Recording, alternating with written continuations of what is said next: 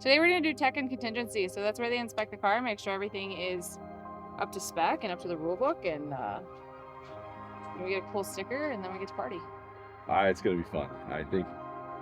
Yeah, he's fast. He's probably faster than I am, but so I'll have my work cut out for me for sure. I drive my race regardless who I'm next to.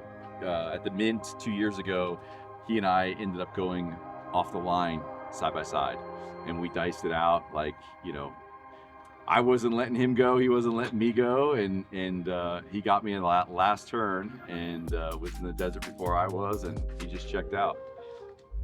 So yeah, it's gonna be a lot of fun.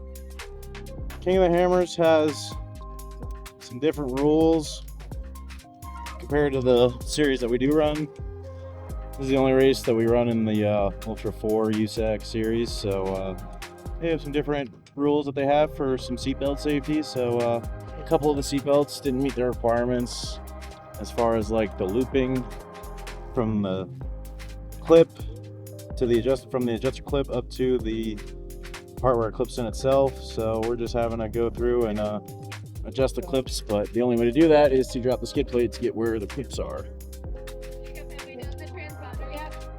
I wouldn't necessarily say I'm nervous. I mean, I'm always a little nervous before the race. Nerves don't usually kick in until we're staging, and then all those nerves go away as soon as the flag drops. So I'll be nervous tomorrow, a little bit more tonight, but right now I'm just kind of stressed to make sure that everything's good on the car, everything's dialed, and that we have a good showing tomorrow.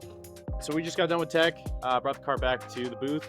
We're just doing final little once-over. I'm looking over the car, Sam's doing some last-minute button-up stuff. Just tighten up all our loose ends and cross our T's, dot our I's, and get out there on the race course and go hammer down tomorrow.